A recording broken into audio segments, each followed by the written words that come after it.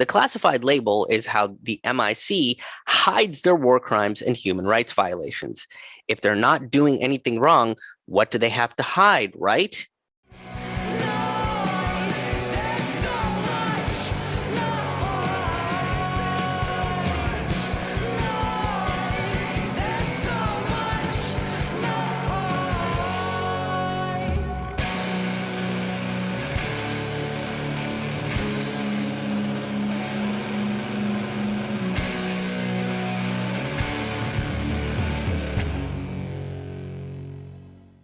Hello and welcome to a brand new episode of Fork Full of Noodles. I'm your host, Krish Mohan. Hey, before we get into this week's episode, I just want to let you guys know that if you enjoy the content that I'm putting out, whether it's these Fork Full of Noodles videos, whether it's my interview podcast, Taboo Table Talk, the dispatches, the road reflections, the live streams, whatever it is, if you find some value out of it, one big thing that you can do to help independent media such as this channel here is by hitting the like button, hitting the share button, and making sure you are subscribed to the channel. That's how we subvert and get around the censorship that channels like mine see pretty consistently. The other way you can help, if you're on stable financial ground, is to make a donation or become a sustaining member by making monthly contributions. You can do that directly on my website at krishmohanhaha.com. That's KRISHMOHANHAHA.com. Thank you guys so much, and I hope you enjoyed this week's episode. There is a justification to this insanely large war budget. Some people say that this high cost is worth it to preserve our freedoms, and this is a fabrication. The military-industrial complex actually jeopardizes our freedoms at home and strips freedoms from other countries. As I pointed out earlier, almost 3/4 of our weapon sales go to the nations that are oppressing another group of people, like in the case of Israel oppressing Palestine and Saudi Arabia oppressing Yemen. And the 25% of countries that America considers undemocratic are basically socialist democracies that have rejected American imperialism, like Venezuela, Bolivia, Honduras, and various other Latin and South American countries. So America puts economic sanctions on them, preventing them to be able to participate in global trade and accessing their own funds overseas. That's what American freedom actually looks like. Sanctions are warfare. Instead of using bullets and bombs, it uses capitalism's favorite thing, money, as a tool to bring pain, trauma, and death to countries that have chosen to take care of their people instead of chase the dragon that is infinite profit. Most of the propaganda and ad budgets are going to cover their own asses and ensure that the general public can't see the destruction they cause and the war crimes that they commit on a regular basis. The biggest example of that is the amount of time, money, and energy that has been spent into trying to extradite Julian Assange for revealing the atrocities of two branches of the military-industrial complex.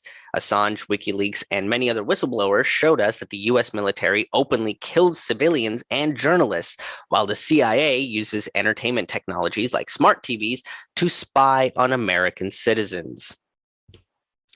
Most recently, it was revealed that 70 civilians in Syria were murdered by an American drone.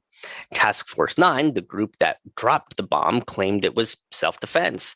The video showed that there were maybe 3 people with guns, but they weren't in attack position. And there were way more civilians than potential threats. After the attack, Task Force 9 bulldozed the area, hiding key evidence, and communication logs were changed.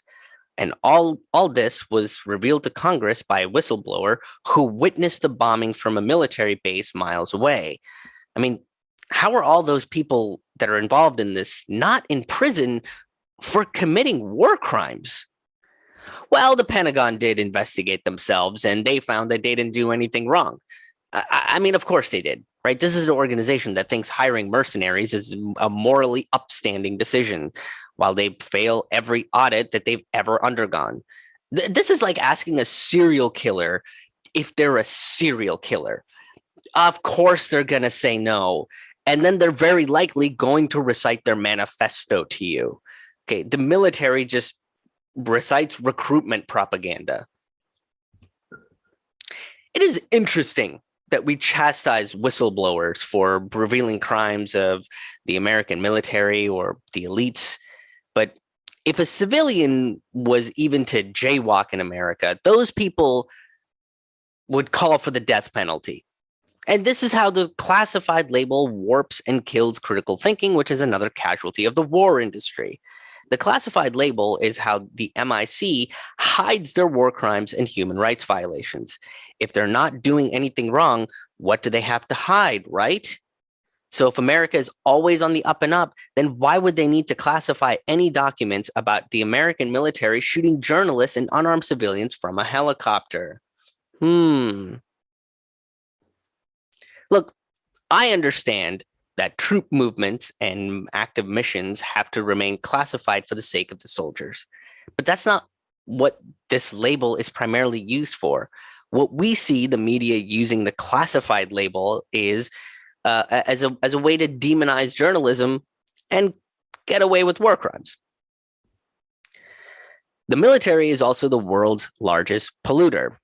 The obvious reason is that they destroy the very earth itself with a barrage of rockets and the never-ending precipitation of Hellfire missiles. The large vehicles that transport these weapons and the bases themselves run on, well, all of the fossil fuels. They also use burn pits as waste managements. This puts toxins and carcinogens into the air, which then affects the soldiers and veterans of these war zones, along with the natives. War corporations also mismanage hazardous waste and chemicals that run off into the water system at home and abroad. One of these byproducts is depleted uranium, which can cause catastrophic health and environmental emergencies in communities. The money spent by the war industry is literally a cancer on this planet. The military-industrial complex claims their mission is to, quote, protect and promote freedom around the world and position themselves as altruistic and benevolent. Benevolent organizations don't fund the bombing of civilians and journalists thousands of miles away and then cover up that story. And they definitely don't fund poisoning the citizens they're claiming to protect by being headquartered in their communities. And most definitely don't topple legitimate democracies because they can't just go in and take their resources. Say, the American military industrial complex is like a spoiled child that needs a spanking and a timeout. The astronomical amount of money the MIC gets is spent on objectively bad things, and the MIC is important for capitalism. Everyone prospers when the war industry prospers. Even regular evil corporations like Amazon, Facebook, Spotify, Google, and the like are all contracted by the military-industrial complex. So supporting these companies thereby helps aid the MIC's budget even more. That's why the center of capitalism is an economy built on perpetual war. And yes, I know it sounds like I'm saying money is inherently evil, and when it's used by capitalists, it is. Right now, it's being used as a limiter, something that only has value when it perpetuates more pain, trauma, and makes money on the distractions from that pain. But when money is used to improve people's lives rather than to cause them more pain, money becomes an avenue to progress that'll eventually lead us to a society that has no use for money. And if we're really lucky, no use for a military either. And that has been your fork full of noodles for this week. I hope you guys enjoyed the episode. If you did, please give it a thumbs up. And please share this out with as many friends as you can. Share it with some friends, share it with some enemies, share it with anybody that you feel would benefit from hearing content like this, that maybe you can have a conversation with. That's always the hope, is that you can share this with some folks and start a dialogue, maybe learn some different perspectives and so on and so forth. The other thing I wanted to mention is I do have some show dates coming up, some virtual shows. some Forkful of Noodles recordings where you can be a part of a virtual audience for Forkful of Noodles. And I have some in-person show dates coming up as well. I'm going to be performing my new stand-up comedy hour, Citizen Revolution, in some select places over the winter. And then I'll be going on tour in 2020, hopefully, fingers crossed. But in the meantime, I'm also performing my stand-up show virtually over Zoom. So if you want to be in the audience for any of those things, you can go directly to my website to grab tickets. That's krishmohanhaha.com. It's krishmohanhaha.com. I've got a couple of virtual shows to round out the year, and then I'm kicking back into doing monthly Forkful of Noodles recordings at the beginning of the year as well. So I'm very excited to get back into those.